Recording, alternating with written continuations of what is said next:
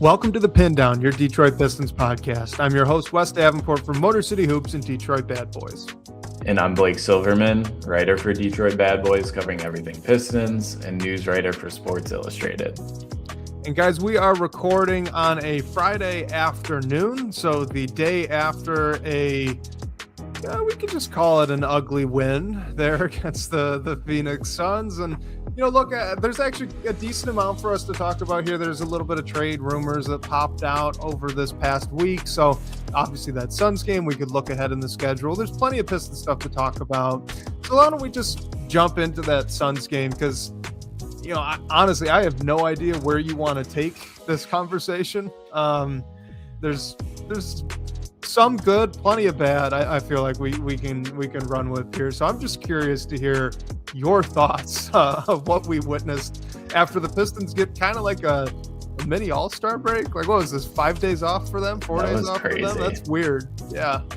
Yeah, and I mean, good for the team, like especially in a time where health was turning into a bit of an issue. And I think the biggest thing to take away from the Suns game is Jalen Duren's back, Cade Cunningham's back.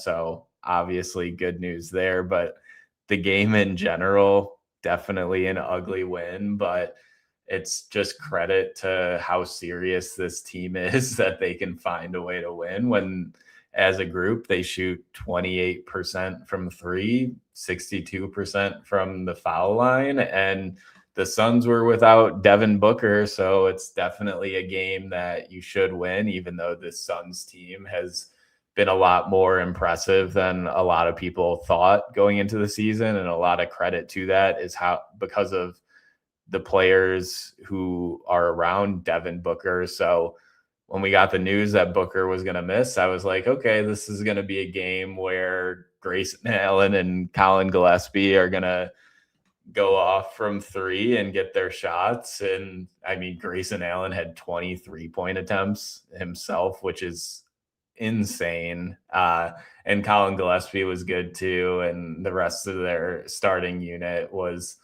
mostly solid. But if you would tell me that the Pistons would win a game where Grayson Allen scored 33 points and Cade Cunningham just scored 10, I would tell you that's crazy. It was clearly an off night from the group overall. There was a ton to clean up, but I mean, just credit to the team for finding a way to win a game that they definitely shouldn't have. Yeah, good teams win ugly, right? I guess if you really want a positive to take from it, like it does go to this team's credit that, like you said, on a night where they shoot 28% from three on 32 attempts, so it's not like they weren't putting them up this game. The first half, I think they were under 40% from the floor.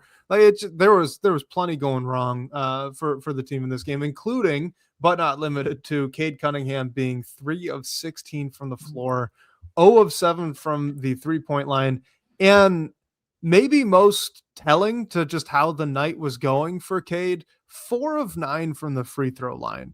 This was, so OG unnamed YouTube user says Cade's hand was obviously a problem yesterday. Like, I don't know if it was the hand, because he had a wrist injury that he had, that he got coming out of that New York Knicks game.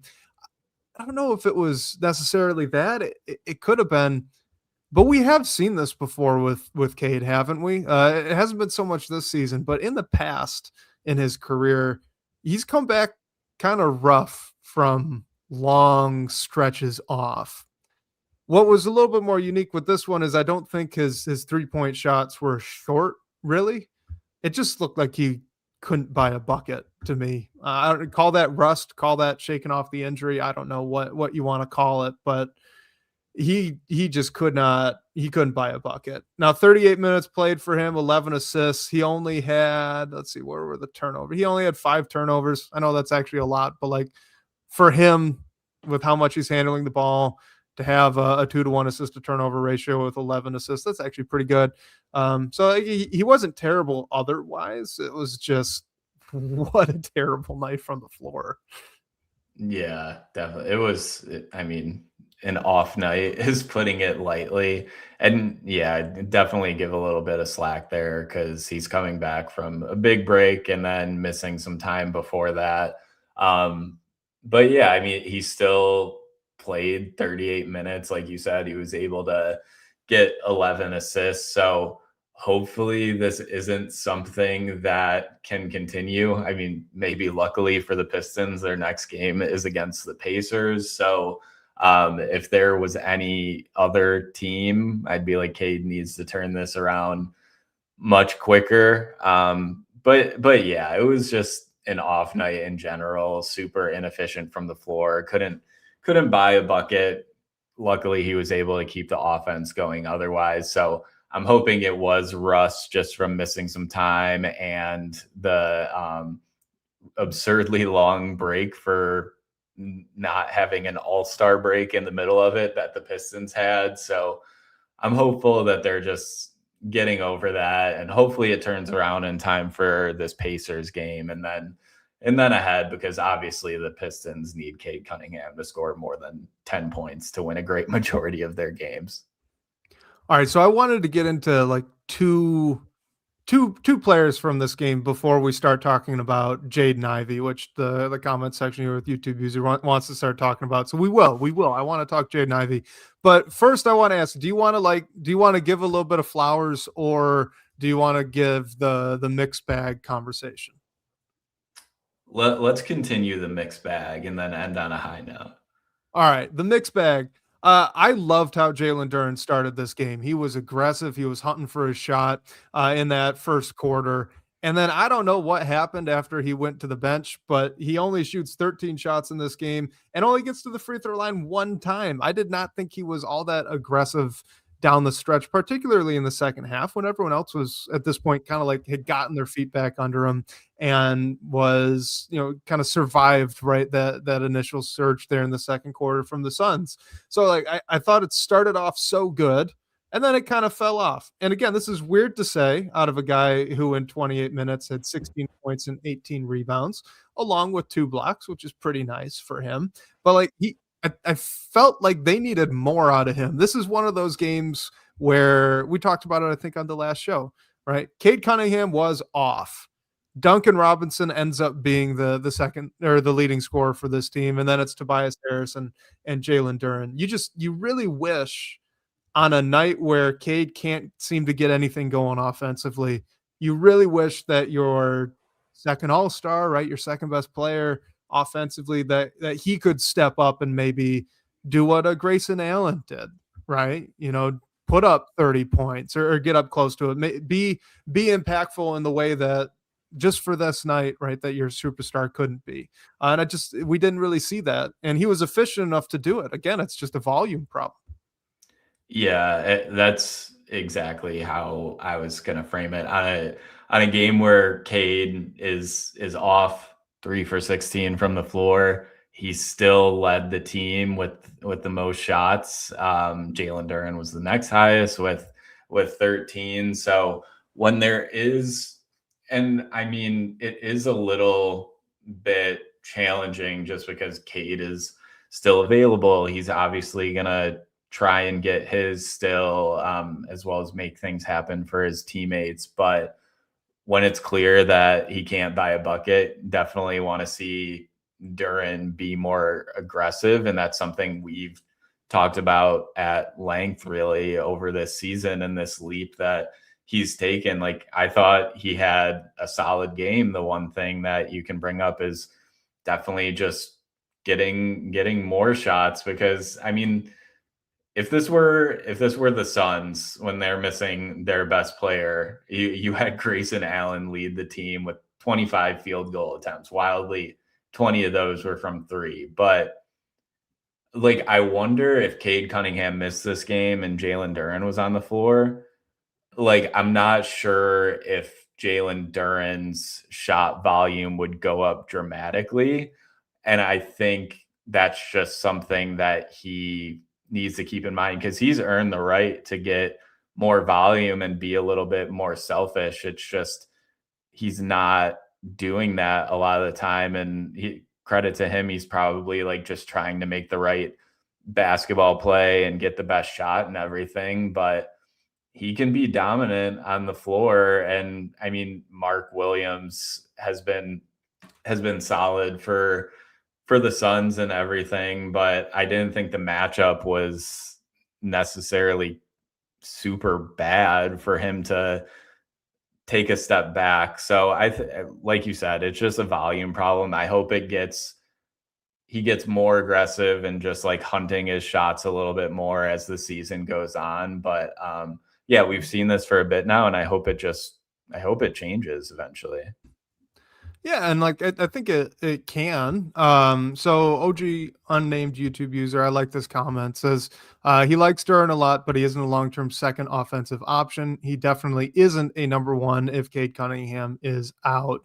And like, that's the thing, right? That's the thing that's kind of hanging up in the air to me. I think that he can do it, right? I think that we saw it for a month. So we do have some sample here that would suggest that this is a possible outcome for Jalen Duren. And the fact that it is, like you said, it's an aggression thing. It's probably aggression's not the right word, but it's a selfishness, right? You've earned the right to go and take 20 shots on a night where Cade just can't hit water if he fell off a boat, right? You've earned that right. If Cade Cunningham goes down with an injury and the team's looking for someone to step up, right, you've earned the right to be the guy to give it a go. And I think you saw it, right? Like in that first quarter, he was really aggressive getting his own shot. And it looked pretty good. At one point, I think he was 2 for 5, but you live with the looks that he was getting. It's just, you need to be, in my opinion, he needs to be consistent with that. And he can be, he's just got to find the time to do it. So let's give some flowers here. I do want to give out some flowers to Tobias Harris, Duncan Robinson, and how about Dennis Jenkins in the 6 minutes that he had, kind of changing the energy of that second quarter? He didn't play a lot. I don't even think he played in the second half, did he? I don't think so. Yeah, I don't think so. So he comes into the second quarter when the Suns are just kind of running away with it. And lo and behold, Dennis brings a little bit of energy as a firecracker off the bench, and the game's still competitive going into halftime. So we got to give him a little bit of credit. Yeah, the Pistons won the second quarter, Blake. Yeah. They won the second 33 quarter. to 31. And yeah, YouTube user brings up Ron Holland as well, who had 11 points in 21 minutes, 3 for 6 from the floor, and 5 for 9 from the free throw line. I mean, on a night where Cade's off, you're not going to even stay in it, let alone have a chance to win, if you don't have a balanced offense, or just if you're not getting contributions elsewhere. You saw that from really everyone else in the starting lineup outside of Asar Thompson in his 19 minutes. But yeah, this is a game where you need Duncan Robinson to make shots. We'll talk about Jaden Ivey in a moment, but the only other player with more than 1 3 beside Jaden Ivey was Duncan Robinson, and you really needed him to do that. And Tobias Harris gives you 16 points as well. So the role, I don't really like the term like role players, but just the supporting casts of your top 2 players in Cade Cunningham and Jalen Duren has been able to keep the offense afloat when those 2 guys are struggling or just getting more of the defense thrown at them, which that's why the Pistons won this game, really. And I mean, what's crazy is you look at the fourth quarter, neither team scored 20 points in the fourth quarter. So, I mean, credit to the defense for a lot of it was the Suns missing shots too, but they only scored 15 points in the fourth quarter. And you get some big buckets elsewhere and are able, even though you let the Suns get out to a big lead at the start and it was an uphill battle, they were able to get back there. And it's really just because of how well the supporting cast was able to play. Yeah. And, so just, I'm looking at the quarter by quarter score of the box score. really for the first time here. I always, I look at the player stuff and obviously watch the games, but like the Pistons won 3 out of those 4 quarters. I'm Mhm. floored by that. I mean, that again, a credit to this team to be able to, on a night where they just didn't have it, they really did drag Phoenix into the mud. I mean, the Suns shot 41% from the floor on more shots than the Pistons had, right? So they shoot 41% from the floor. The Pistons free throw percentage is getting a lot of attention, while the Suns were 64% from the free throw Yeah. line.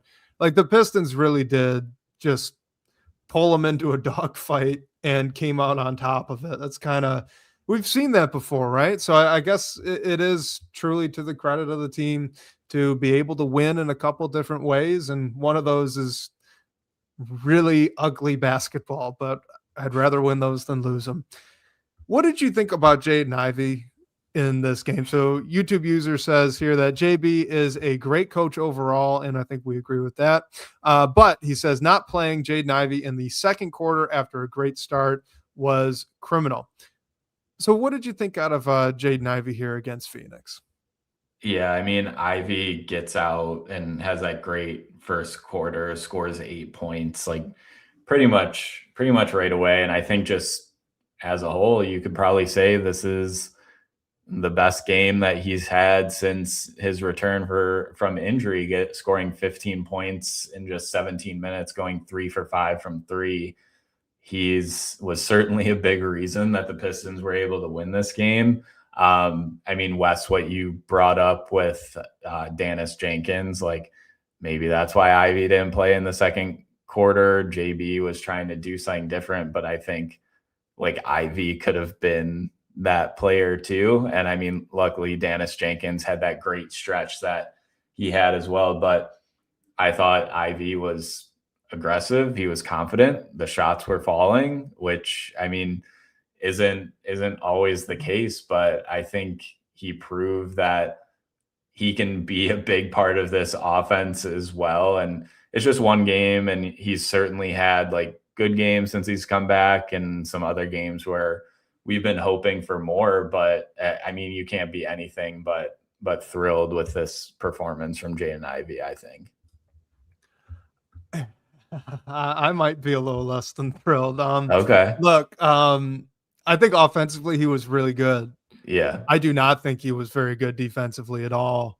I thought he got lost off ball quite a bit, and he really struggled when he got switched out onto those guards the Phoenix had. So obviously we've talked about Grayson Allen having a nice night, but like how about Colin Gillespie? He played really nice, right? He had 18 points, 4-6 from the 3-point line.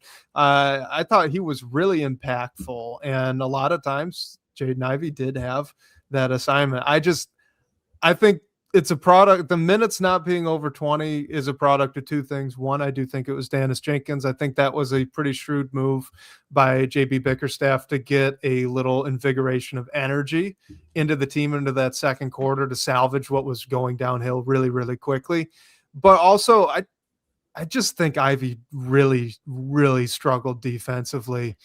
And I get that if, especially on a night when your star player is having a just terrible game from the floor, I get that maybe you want to lean more into the offense, but to that credit, you've already got a Duncan Robinson who in that game was 7 of 12 from the floor, 4 of 7 from three, right? You've already got a Tobias Harris, 6 of 11, Jalen Duren, 8 of 13. Like they were able to score. Ron Holland, we mentioned him earlier. He had a nice night, 11 points, 3 of 6 from the floor. Like, it wasn't pretty, but they did end up at 47% from the floor as a team, right? They were putting the ball in the basket for this game, like for the standard that they set in this game. They were doing okay offensively. Where they were really struggling was just those ill-timed big shots from Phoenix's guards, and Jaden Ivey had a lot to do with some of those. So I think that's probably why he didn't get more looks. Like, because Karis LeVert, he's struggled. In 16 minutes, he had 2 points. One shot, right? Karis did not have a nice night. But I think he was better defensively.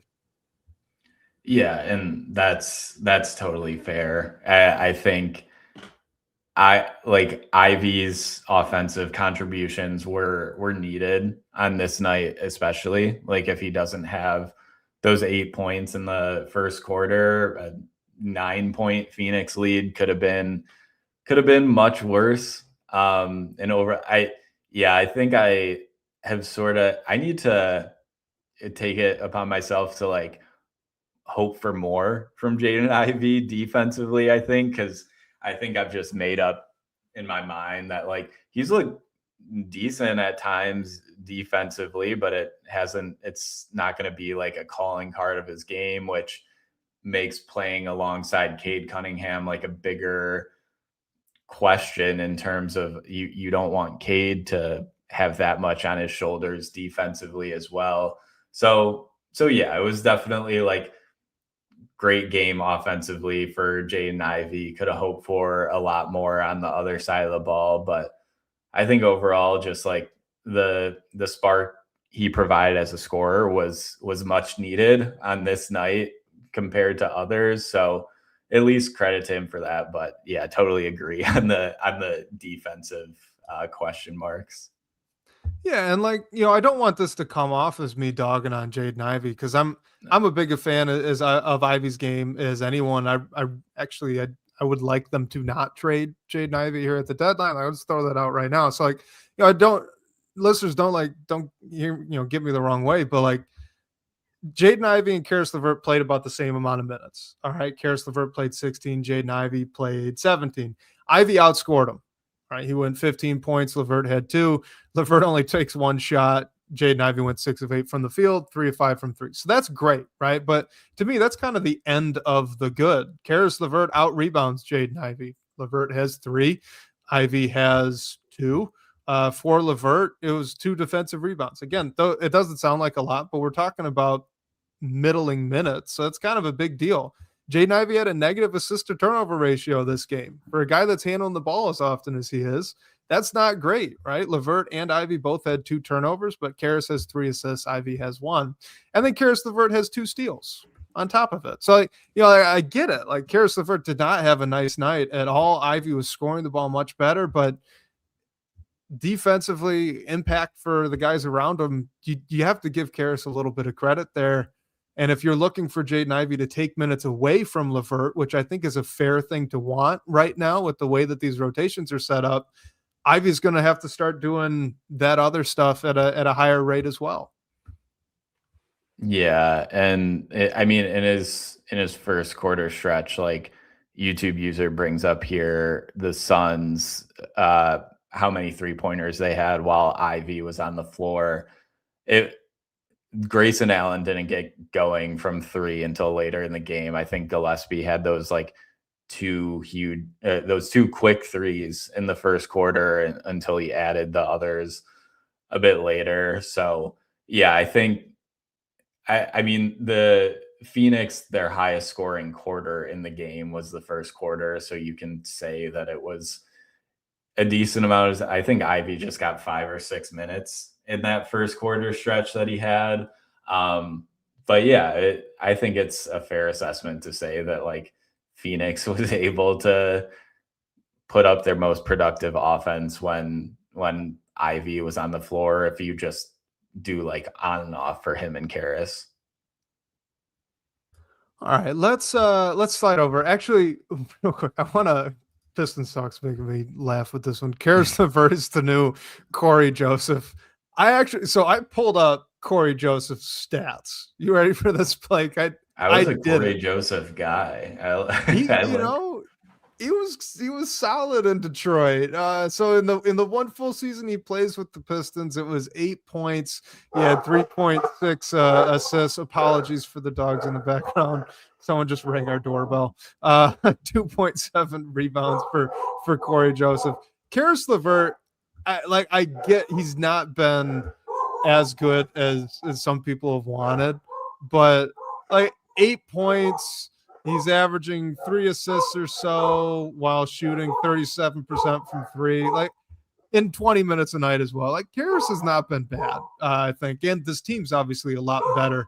So I think you got to give him a little bit more credit for the production than you gave Kojo, Yeah, and I think we touched on Karras a decent amount last week too, but he's just had a super up and down season. You can say that about, like, we're just talking about Jaden Ivey since his return. You can certainly say the same thing about him as well. I get the sort of discussion around Carrot just because I think he doesn't fit this team's timeline. He's not the most like exciting player in the world with the opportunities that he's getting. And I think a lot of it is he is getting used to a new situation, a new role. I mean, this dropped off a little bit, actually most of the bit last year, but he's been a starter for the great majority of his career.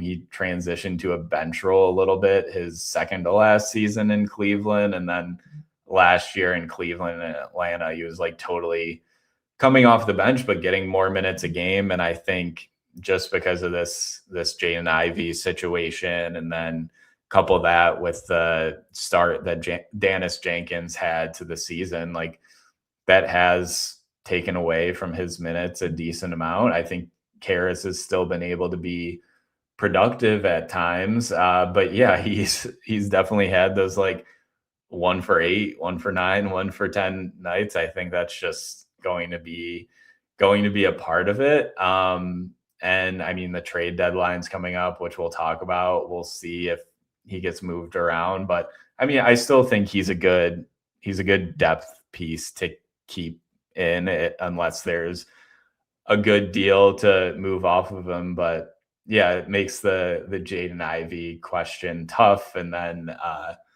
Dennis as well, if he's going to get more minutes. So yeah, Karras is like a really rough watch at times, but then other times he's provides some big buckets. And I think he's an impactful player to keep around if you can. And I'll just say too, like, if you want to get Karis LeVert out of town because he's just the next Corey Joseph or whatever, and you just think it's a terrible fit, he's like a safety blanket for JB Bickerstaff. Be careful what you wish for, all right? Because minutes where Jaden Ivey has been running point guard have not been great. I'll admit that minutes where LeVert is really running the show haven't been amazing either, but they have been better, right, than what we've seen out of, I think, Ivey while he's been in that role. Best on the team probably been Dennis Jenkins, so maybe there's your argument, right? You get rid of Karras, you open up some minutes for Jenkins, but if that's not how the team goes with it, and it ends up being more of Jaden Ivey running the show, like it's not there yet. I don't think Ivey's at that level yet, but we do have a little bit of trade rumors to talk about. So why don't we've already been talking about Jaden Ivey. Let's start with that one. So Jake Fisher, now admittedly, both of these rumors are kind of from both of our perspective, guys, a little bit of a take them with a grain of salt. This isn't Shams. This isn't any of the heavier hitters in NBA insider circles. Not to discredit either of these guys, but less of an accuracy rate is all we're trying to say. Regardless, Jake Fisher just a couple of days ago mentioned that the Pistons were gauging interest in Jaden Ivey. Now, from that article, it still does not sound like the Pistons really want to move on from Ivey or want to package Ivey with Tobias Harris for like a big trade package or return. But Fisher was kind of talking about how they're listening, right? They're kind of open, or not open to offers is not the right word, but they are, well, just say they're listening. They're listening to other teams if there's any interest on Jaden Ivey. So what did you think about that rumor when you saw it? I mean, I still am leaning toward the Pistons keeping Jaden Ivey past the trade deadline. I don't certainly I think the only way that you're going to move off of Jaden Ivey is if you're getting some sort of upgrade, like one of the higher tier players that might be available on the trade market. Obviously, if you get to a super high tier, then you have to add Tobias Harris and the conversation gets a lot bigger. But I would understand if the team moved on from Ivy just because you don't know what his future is going to be in terms of like whether he's eventually going to get some sort of extension or just if he's going to remain in town for the future, as you have all these other young players that you are probably going to have to pay eventually, depending on how things go. I mean, we think Jalen Duren has certainly played himself into an extension and being a big part of this team moving forward. But I mean, if the Pistons are able to get an interesting piece for Ivy or some other team is willing to give up a first round pick, which I don't necessarily think will be the case, I would understand it. But I just don't really think that the reward is there in moving on from Ivy right now, unless you are getting a serious upgrade in return, like in the Michael Porter Juniors and the Lauri Markkanens of the world. But the Pistons are going to have to give up a lot more than Ivy to get one of those players. So it just doesn't, it just doesn't make sense to me. There could be some deal that I'm not really considering right now.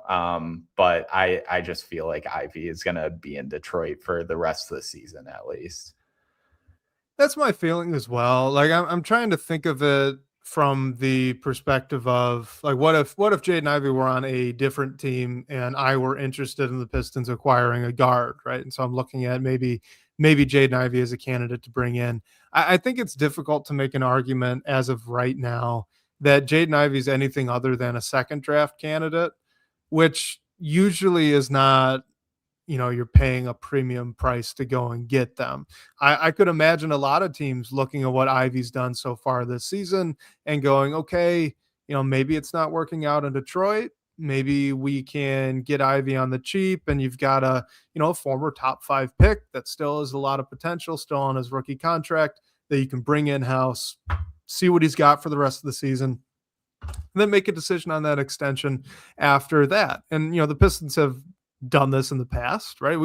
We've seen plenty of this to mixed success, but you're thinking of, with this type of package, you're thinking of like what the Pistons gave up to get James Wiseman. You're thinking about like a trade version of Josh Jackson, right? That's the kind of thing that you're looking back at for this type of deal if it's Jaden Ivey. And from Detroit's perspective, I'd rather have Ivy than a couple of extra second round picks at this point. I think he still provides a lot of value and he's better than what he's shown. We've got 3 years of history that would suggest that. He's just got to get his legs back under him and unlock it. So I'm confident that he will. I would think that the Pistons probably are too. And yeah, I don't see. Maybe he plays really well down the stretch and you get like a sign and trade deal or something going in the offseason. That's possible, but still, to me, I think the most likely scenario is just him playing out that qualifying offer next season and you kind of go from there. Yeah, I think so too. And I mean, you brought up the Wiseman deal. Like the Pistons send out Sadiq Bey and get, I think it was like 5 second round picks that they reroute to get James Wiseman. Like, it would probably be it. We've seen how difficult it is to get first round picks included in a deal unless it's a player of a certain caliber. And I think with trade packages that are thrown out in advance of the trade deadline or just before a deal actually happens are always a little bit heightened, like especially in a scenario like this where it's Jaden Ivey, who certainly has shown some promise, but has been up and down, has been out missed a lot of basketball. I don't know if a team is necessarily willing to give up something of value specifically for Ivy alone to where it would make the Pistons pull the trigger on a deal. So just mainly for that, I think it's most likely that Ivy sticks around past the deadline. All right, so probably the bigger one, maybe a little bit more fun. Mike Scotto, Jaren Jackson Jr. is registering interest from the Detroit Pistons. I think was it the Celtics as well that were listed in that. So we now have a loose connection here between Jaren Jackson Jr. and Detroit. And for full clarity, everything we've heard so far out of Memphis is that they would just rather not move on from Jaren Jackson Jr. They're ready to go on from John Morant, but Jaren Jackson Jr. is still 26 years old, still under contract for them. It's not a ridiculously expensive deal. Seems like they just as well keep him around and maybe even build a little bit with him. But there's a little bit of interest. So what do you think about him? Yeah, I mean, just the situation that Memphis is in right now makes my eyebrows raise a little bit at this. I think I would be much more shocked if Memphis got rid of Jaren Jackson compared to Ja Morant, just because of everything we've seen and how that situation is turning out. But I don't think Jaren Jackson would necessarily get moved maybe until he requests a trade. We've seen how much of a dark turn the Ja situation has got. So I don't think something similar to that would happen with Jaren. But as a player who he's in his 8th season in the NBA, he certainly wants to win. If eventually push comes to shove, then I could see the Pistons dabbling in it.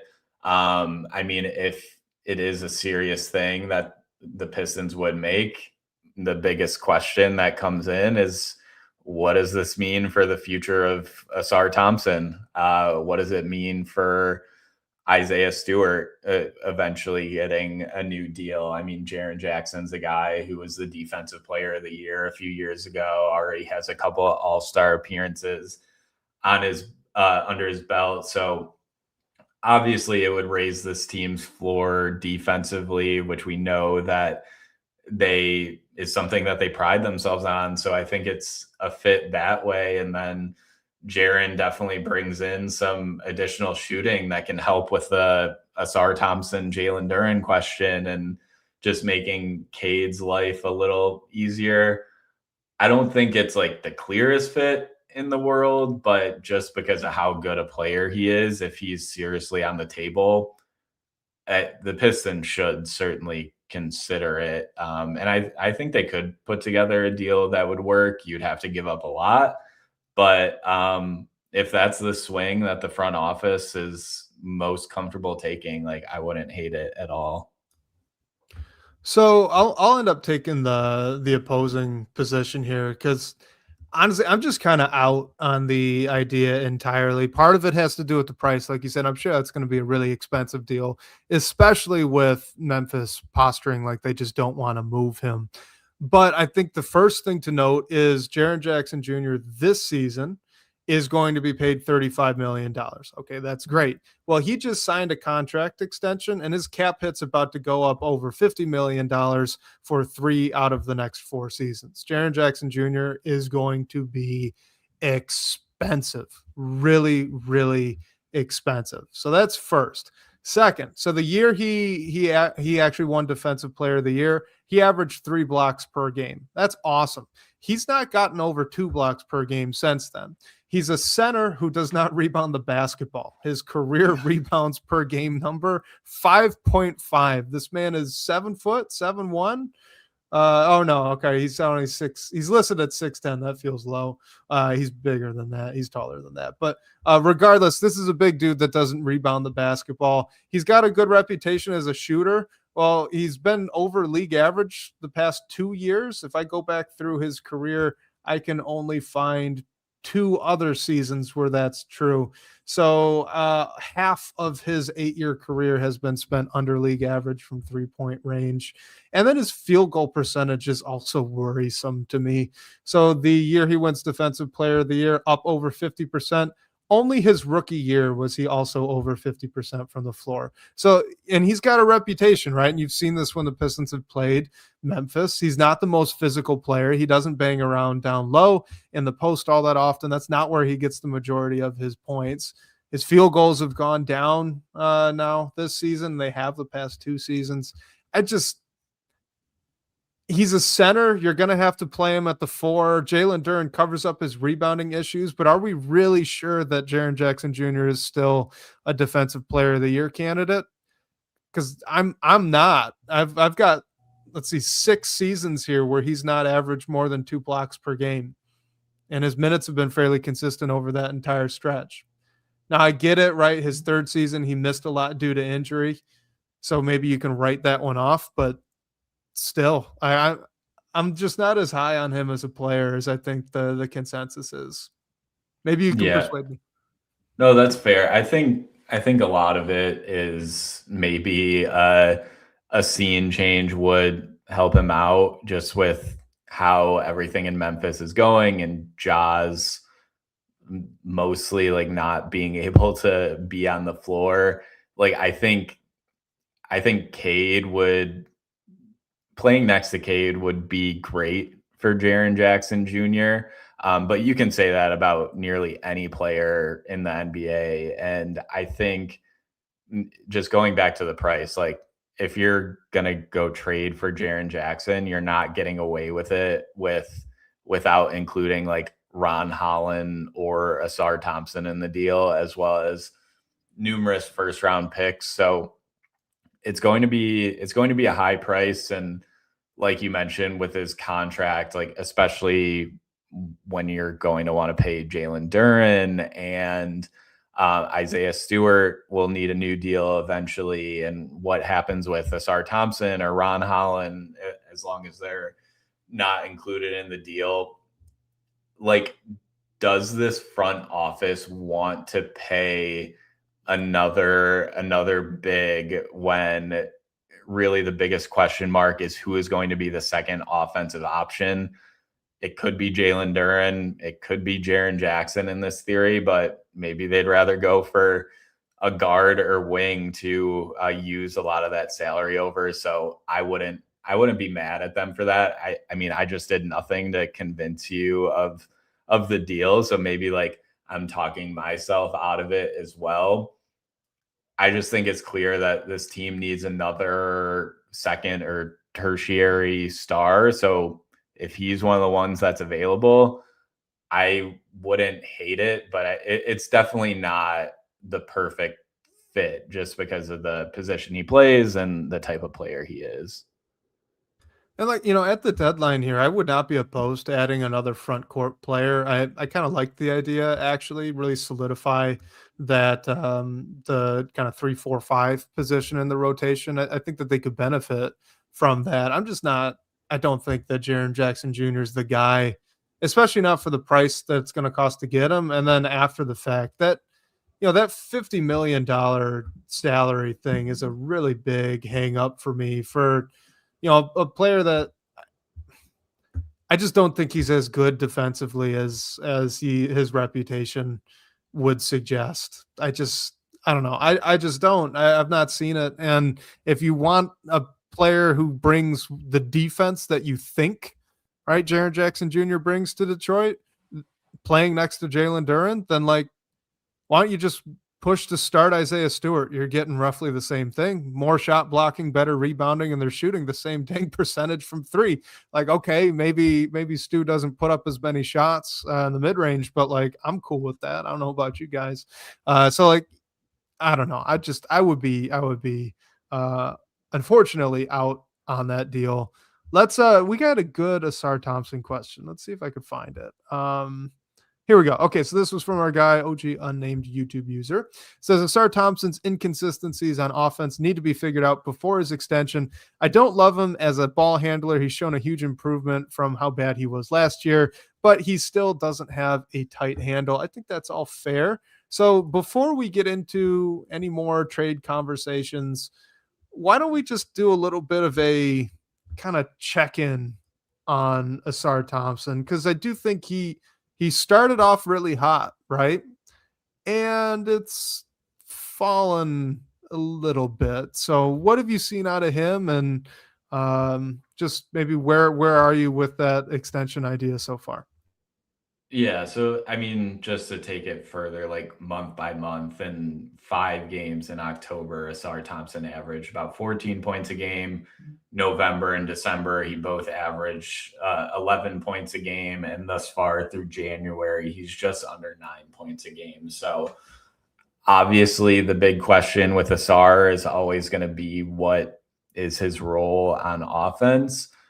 I mean, I think it's going to be very hard to convince any NBA front office that a player is worthy of a considerable extension. I don't think Asar will be anything close to a max player, but just a considerable dollar amount when, I mean, black hole is quite harsh, but when you're just not getting that much offensively, I think it's always been the question with him. It's certainly cooled off a bit since Asar had a stretch in like right around Christmas where he had 14 points against the Hornets, 18 points against the Blazers, and 19 against the Kings, which I believe that 19-point game was his season high. No, he scored 21 against the Celtics earlier in the year. So, but a top 3 player on your team that has only scored 20 points once through almost like halfway through the season, it's just going to be, that extension will be difficult. I think there's probably a deal that both sides could work out, but like I'm not convinced that it's going to happen in this offseason. Similar to the situation that Jalen Duren and Jaden Ivey went through. And that's been fine so far. I know every player is going to be in a different position, and Asar certainly, I'm sure, will want to get some deal done as soon as possible to secure his future. But I think he has a lot to prove offensively in terms of what he will look like and how he can fit and how he can contribute into this offense. And as of recent, I think it's certainly been a tough stretch against that case. Yeah, it's difficult. Look, I think I'm with YouTube user when he said that the handle looks a little better than it did last year. I agree with that. I think it looks a little bit better. It's just, you know, I'm looking at his career numbers right now on Basketball Reference, and it is surprising the extent to which Asar Thompson has been more or less the same guy for about 3 seasons now at this point. We've got a good enough sample all 3 of these years to talk about it. So I think that it's fair to bring it up now. I mean, there's not a lot of leaps that you're seeing, at least in the numbers. I think in the soft skills, maybe there is. And we already mentioned the ball handling. That's fair. I think he has improved a bit as a cutter. He's getting better with his timing on that, and that's great. So I've enjoyed watching that. I think that's an improvement that he's made. It's just there's not much offensively that's showing up in the stat sheet. And on top of that, he really has been basically the same defender that he was last year. And that's not to discredit that, first of all, because he was one of the best defenders in the league last year. But before the season started, you know, you and I, Asar Thompson was getting kind of, maybe he's in the most improved category, right? He was getting the odds for him to winning. A lot of people thought he might take a big leap this year. And you and I talked, we thought that, hey, maybe that's actually going to come defensively, right? Well, maybe he gets up to like 2.5 steals per game or something, just take that defense to another level. And he really hasn't. You know, he's been pretty much the same guy on that end of the floor as he was last year. His rebounds are up a little bit, and that's solid, but his field goal percentage is actually down.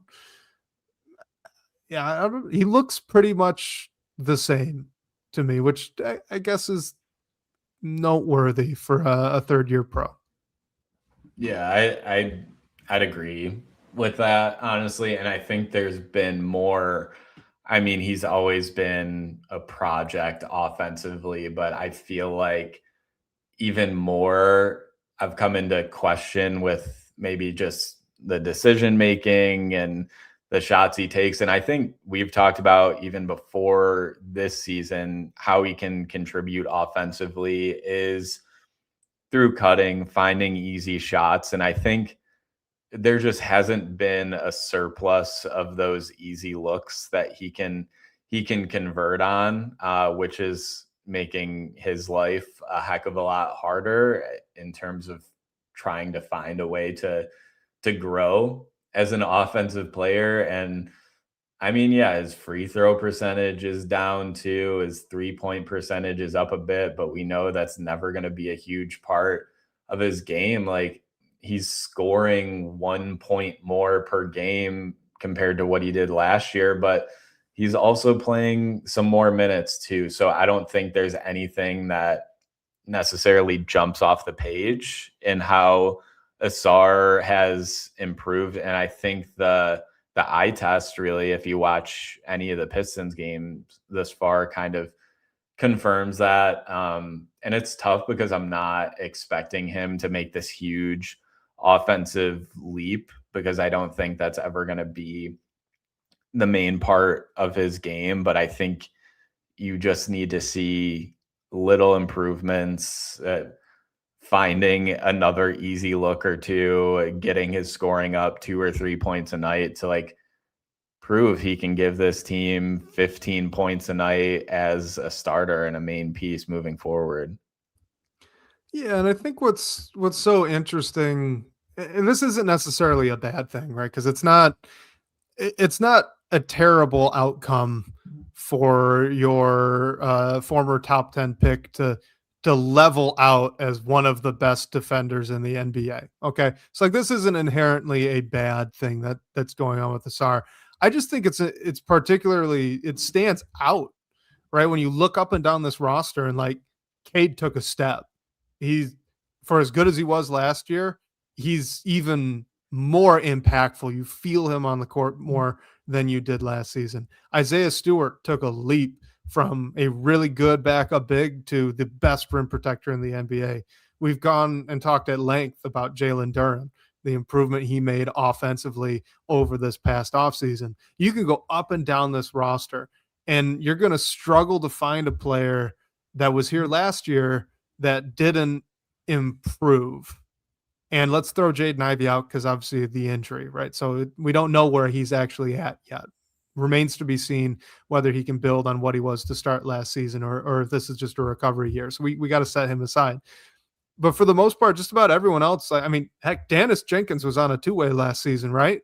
That's night and day, the type of player that he is. So when you're going up and down this roster and you're going, all right, this guy got a lot better. This guy got a lot better. This guy took a huge leap. And you get to Asar and it's looks about the same. I don't think that this I think everyone else is making him look worse is what I'm trying to say. I think if in a normal NBA context, this wouldn't be the end of the world. You'd be like, okay, so Asar's kind of who he is and he's a very good defender and we want to keep that around because that's a huge and valuable piece. But in the Pistons, everyone else is just like took a big leap forward and they kind of left him behind. And so it makes him look a little bit worse for not having a major leap as well, when what he's giving them is incredibly valuable and important for the team. Does that make sense? I don't feel like I'm explaining this well because like I don't feel it's that bad, but I don't know. I mean, like the numbers speak to it a bit. Like his scoring efficiency has went down, his shooting efficiency has went down. They're not huge. Like he hasn't taken a big step back, but it's close enough to where you can certainly make a discussion. Like year 3, every player is different, but it should be that year that you're taking a leap. And especially when the team as a whole is doing that. And like you said, he's consistently one of the best players on the floor when he plays for different reasons. So he still brings an incredible amount of value to this team. It's just, we knew the offense was always going to be a project. And I think the project is moving along a little bit slower than anticipated. So it's fair to question, like, is this just what it is, or is there more to grow? And I think that's a big question that Asar Thompson has to answer himself the rest of the season, to give the front office and the organization just more confidence in giving him that deal that we all, at least at one point, thought he was going to get as soon as he could. Yeah, and to YouTube users' point with the extension, the only real takeaway that, I guess this isn't a takeaway, but maybe you start getting curious. You're a little suspect, and you start thinking, okay, Mel, maybe if I'm going to make a terrible comparison to the going to work team, maybe Asar Thompson's more Tayshaun Prince than like Rasheed Wallace or something, right? Like, this is more of really, really good player, but not one of the pillars. You know what I mean? And that's fine. If that's what you got, that's great. That's still an important piece. But maybe that's important to kind of keep an eye on now as it moves forward. Yeah, and I agree with this point that YouTube user brings up too. Like, the roster construction isn't doing Asar any favors, because it's not like the team is loaded with floor spacing, and we've talked about shooting being an issue or just somewhere that they want to grow. And I think the main issue with that is playing next to Jalen Duren a lot of the time, a guy who isn't going to shoot threes really ever. So it just puts the roster in a difficult spot just because of how it was built. And it's tough because of how well they've played as a group. You don't want to make a drastic change by any means. And Asar still brings a ton of value and in other areas, but it's something that you have to cover for, and it could be a lot easier to cover for if the roster was built a little differently.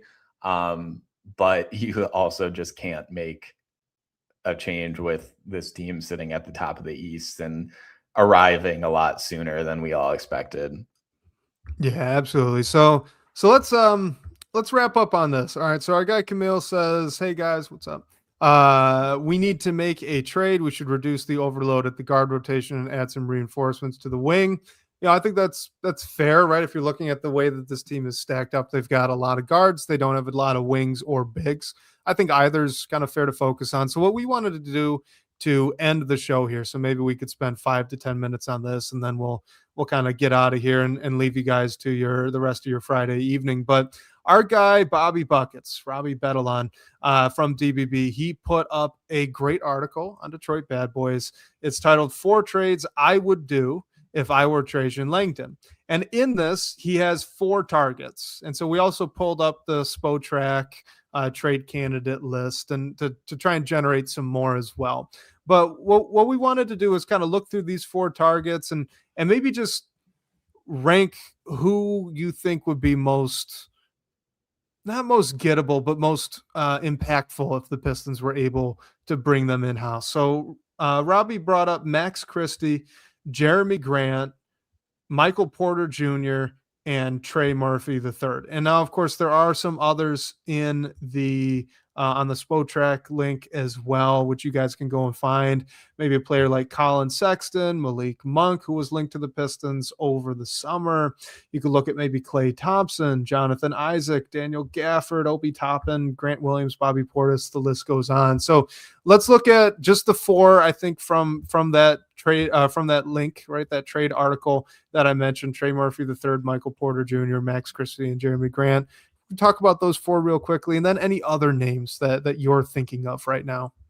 Yeah, I mean, I think when everyone reads Robbie's piece, which you all should, you'll see different trade package ideas for all these players. And I mean, Michael Porter Jr. and Trey Murphy III are obviously going to bring the biggest price tag, and I feel like are a little bit maybe unrealistic, just because I don't think the Pistons will be willing to give up that much. But Michael Porter Jr. is having himself an all-star type season, so I'd have to put him at the top of the list, like 1A, 1B with Trey Murphy, and that's like, I think these names would all be good. And Max Christie was someone that I named, I think a few episodes back, but with the Mavericks and AD's injury and just how their season is going, Max Christie's only 22 years old on an affordable deal. He brings a lot of shooting and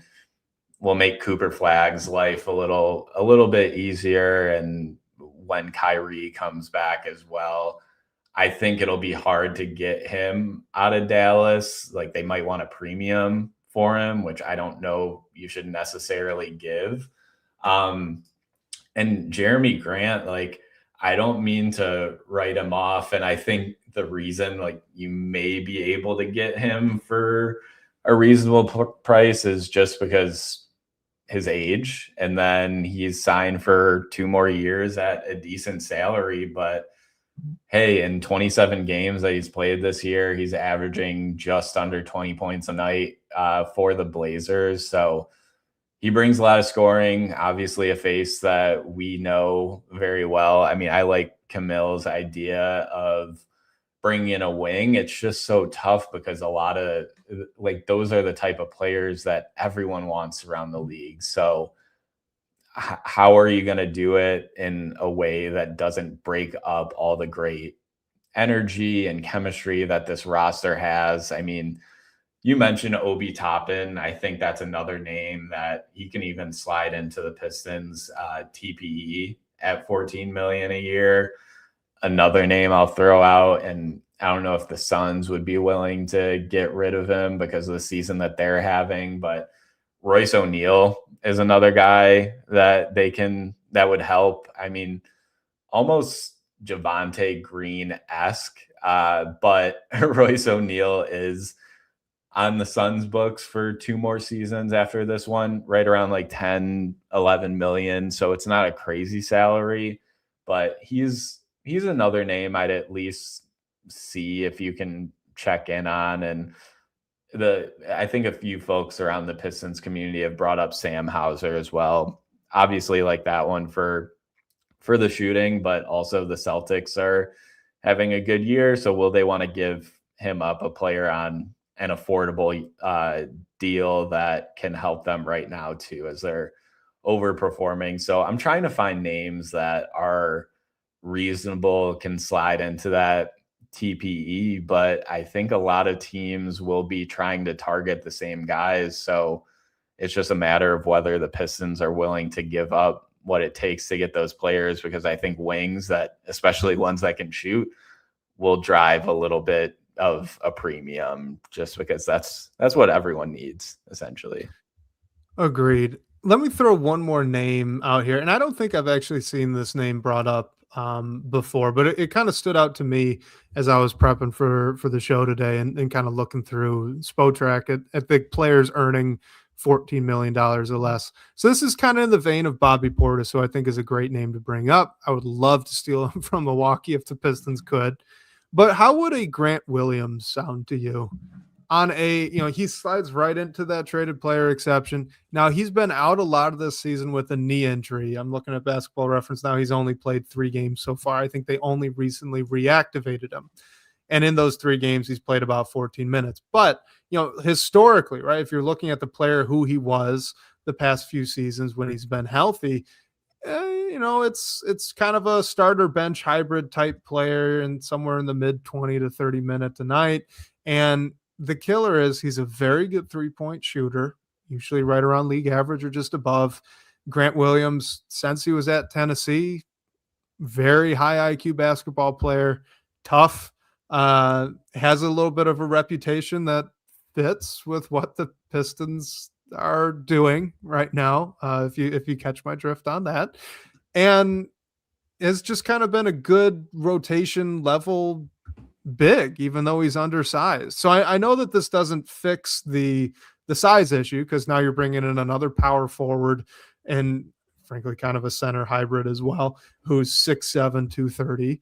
But off the bench, for a guy that you're not going to have to allocate a ton of minutes to, fills a need at that backup 4 spot, I think, can help you kind of clear out the guard room if you'd like to make a secondary trade after that.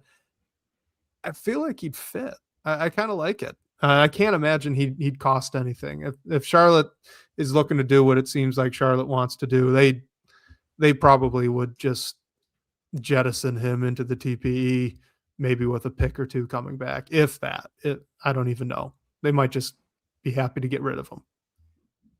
I think it's all a health question. Because I mean, like you said, he was recently activated, but in the past 2 seasons this far, he's played 20 games. So, like historically, the player he is, I think does make sense, but it's all about availability. I think we've seen Trajan go or prioritize that, which as he should. The previous regime didn't, and we saw how that turned out. But if the Pistons are confident in his health, then certainly there were like a Grant Williams trade could certainly turn into a physicals thing and how all that goes.